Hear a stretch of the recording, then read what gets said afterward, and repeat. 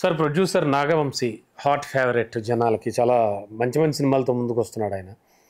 ఆయన ఒక చిన్న లీక్ ఇచ్చాడు నిన్న త్రివిక్రమ్ అండ్ అల్లు అర్జున్ మూవీకి సంబంధించి. ఒక డిఫరెంట్ పౌరాణికం బ్యాక్డ్రాప్. అందరూ దాదాపుగా మర్చిపోయారేమో, ఇంచుమించు మేము అదే కథ అనుకున్నాం. అలా అని కొన్ని కథనాలు కూడా వినపడుతున్నాయి. రామాయణం కాదట, మహాభారతం కాదట, కానీ అందులో ఒక గుర్తుండిపోయే క్యారెక్టర్తో మాత్రం సినిమా అయితే వస్తుంది. ఇట్స్ రిలేటెడ్ విత్ పౌరాణికం, ప్యూర్లీ పౌరాణికమైనా అయి ఉండొచ్చు అన్నట్టుగా పలు అనుమానాలతో ఆయన ఆ లీకులు ఇచ్చారు నాగవంశీ.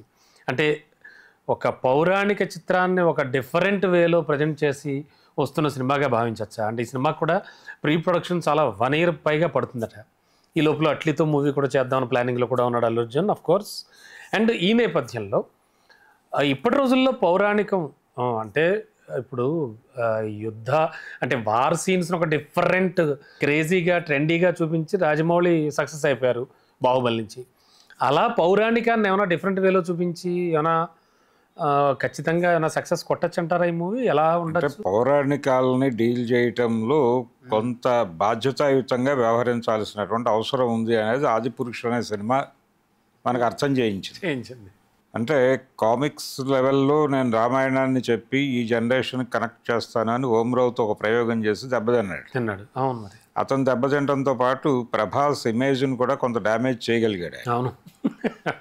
అందుకని ఆ ప్రమాదం ఉంది అనే విషయాన్ని దృష్టిలో పెట్టుకుని పురాణాలని అపహాస్యం చేయకుండా, దాన్ని రెడిక్యూల్ చేయకుండా క్రిటికల్గా చేయొచ్చు. మీరు క్రిటికల్ సినిమా తీయండి, తప్పేం లేదు, జనం చూస్తారు. క్రిటికల్గా తీసినటువంటి చాలా సినిమాలు ప్రపంచం చూసింది ఇంతకుముందు. కానీ పౌరాణికాలకు ఉండేటువంటి ఆ గౌరవాన్ని, పురాణాల మీద ప్రజల్లో ఉన్నటువంటి గౌరవాన్ని ఇబ్బంది కలిగించకుండా మీ పాత్ర చిత్రణ నడవాలి. అలాగే వాళ్ళ గెటప్పులకి సంబంధించినటువంటి జాగ్రత్తలు కూడా చాలా తీసుకోవాల్సి ఉంటుంది. ఆ వాతావరణం కల్పించేటప్పుడు కూడా ప్రజల మనసుల్లో ఉన్నటువంటి వాతావరణానికి ఇబ్బంది కలగకుండా చూసుకోవాలి. ఈ జాగ్రత్తలు తీసుకుని మీరు చేయగలిగితే అది వర్కౌట్ అవుతుంది. కాబట్టి ఇది కొత్త ఏరియాలో ఏదో ఎక్స్ప్లోర్ చేస్తున్నట్టుగా కూడా కాదు. రామాయణం మరి అన్నిసార్లు వస్తుంది సార్. అసలు బాపు గారు అయితే లెక్కలేని సార్లు తెరకెక్కిచ్చారు. ఆయన తెరరామకోటి రాశాడు. తెరరామకోటి రాశాడు అంటే ఇన్ ది సెన్స్ ఆయన అన్నిసార్లు తీశాడు. అంటే ఆయన సంపూర్ణ రామాయణంతో మొదలైంది. సంపూర్ణ రామాయణం తర్వాత సీతా కళ్యాణం చేశాడు. ఆ తర్వాత ఎన్టీ రామారావు గారితో రామాంజనేయ యుద్ధం చేశారు. ఆ తర్వాత తిరిగి మళ్ళీ శ్రీరామరాజ్యం చేశారు బాలకృష్ణ గారితో. కొన్ని సాంఘిక చిత్రాలు కూడా రామాయణ నేపథ్యమే. అంటే ఆయన తెరకెక్కించిన సార్లు రామాయణాన్ని ఎవరో ఎక్కించలేదండి. లేదు, అంతే కదా. రామాయణాన్ని ఆయన సాంఘికంగాను పౌరాణికంగాను రకరకాలుగా దాన్ని ప్రదర్శించే ప్రయత్నం చేశాడు. అవునండి, సక్సెస్ అయ్యారు కూడా, చాలా సక్సెస్ అయ్యారు. అయితే ఇక్కడే బాపు గారి కాంటెక్స్ట్లోనే ఇప్పుడు త్రివిక్రమ్ గనక పౌరాణికం చేస్తే ఎలా ఉంటుంది అనే ఏరియాలోకి వెళ్ళి చూస్తే, లవకుశ సినిమాని శ్రీరామరాజ్యం అనే పేరుతో రీమేక్ చేశారు. కానీ శ్రీరామరాజ్యం అనేది ఎందుకు ప్రజల మీద ఆ ప్రభావాన్ని వేయలేకపోయింది? సినిమా పర్లేదు అన్నారు కానీ సూపర్ డూపర్ హిట్ అని పదే చూడాలనిపించింది అనే అభిప్రాయం అయితే జనంలో నుంచి రాకపోవడానికి కారణం ఏంటంటే లవకుశతో కంపారిజన్ రావటం. అంతే కదా, ఖచ్చితంగా వస్తుంది. అంటే ఇక్కడ ఇళయరాజా లాంటి సంగీత దర్శకుడు ఉన్నప్పటికీ ఆ పాటలని మ్యాచ్ చేయలేకపోయినాయి ఇవి అనేది వాస్తవం. ఎన్ని విన్యాసాలు చేసినప్పటికీ రామకథను వినరయ్యా అనేటువంటి ఆ పాటలతో ఇవి మ్యాచ్ చేయలేకపోయినాయి. ఒకటి. రెండోది, పద్యాలకు సంబంధించి పౌరాణికము అనగానే మన వాళ్ళు ఒక స్పెషల్ డిక్షన్కి అలవాటు పడి ఉన్నారు. చాలా అద్భుతమైన ప్రక్రియ పద్యాలు. ఈ స్పెషల్ డిక్షను, స్పెషల్ డిజైను, ఆ స్పెషల్ డిజైన్లో పద్యాలది అగ్రతాంబూలం. ఆ పద్యాలు లేకపోవడము అనేది ఇక్కడ ఇబ్బందికరంగా మారింది అనేది కూడా ఆ రోజున చెప్పారు. శ్రీరామరాజ్యం టైంలో సమీక్షకుల నుంచి వచ్చినటువంటి ప్రధానమైనటువంటి వ్యతిరేక అభిప్రాయం అదే. అంటే ఘంటసాల గారు పద్యం పాడేశాడు, అయిపోయింది, ఇప్పుడు పాడేవారు ఎవరున్నారు అనే ప్రశ్న వచ్చినప్పటికీ దానవేరు సూరకర్ణలో పాడించారుగా పద్యాలు. అవును, రామకృష్ణతో పాడించారు, బాలసుబ్రహ్మణ్యంతో పాడించారు. సూపర్ డూపర్ హిట్ కదండి, రికార్డు. మొత్తానికి సక్సెస్ అయితే కొట్టగలిగారు కదా. ఈ జనరేషన్లో కూడా పద్యాలు పాడేవాళ్ళు ఉన్నారు.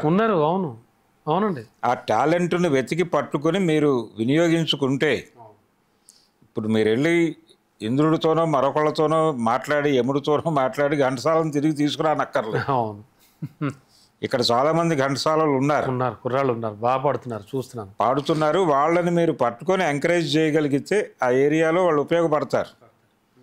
అందుకని పురాణాలు తీసేటప్పుడు పురాణాలని ఎలా చూడటానికి జనాలు అలవాటు పడ్డారు అనే దాన్ని కూడా పరిగణనలోకి తీసుకుని దాన్ని గౌరవించాలి. దానికి ఏదో మేరకు ప్లేస్మెంట్ ఇవ్వాలి అక్కడ. అలాగే గెటప్లకు సంబంధించి కూడా ప్రయోగాలు చేయకూడదు, జస్ట్ లైక్ ఆదిపురుషులాగా. అలాగే వాతావరణాన్ని కూడా డిస్టర్బ్ చేయకూడదు. రావణాసురుడితో వెల్డింగ్ చేయిస్తాడు అందులో. అవును, జనాలు హర్ట్ అవుతారు కదా అలాంటి సన్నివేశాలు పెడితే.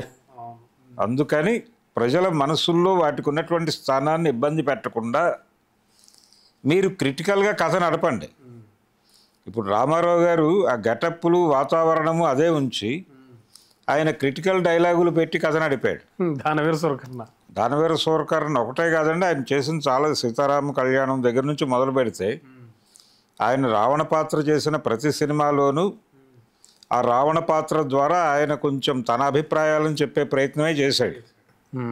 అవును, అయితే ఇది ఒక సందర్భంలో అన్నాడు ఆయన, ఒక ఓపెన్ డయాస్ మీద అన్న మాటే, పురాణాలని క్రిటికల్గా చేయొచ్చు కానీ రెడిక్యూల్ చేయరాదు అని ఆయనే చెప్పాడు.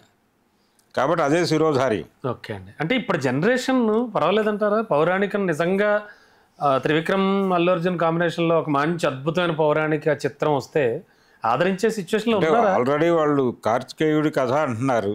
అవును, అంటే దేవతల సైన్యాధ్యక్షుడు, ఆయన జీవితంలో ఉన్నటువంటి రకరకాల షేడ్స్ ఉన్నాయి.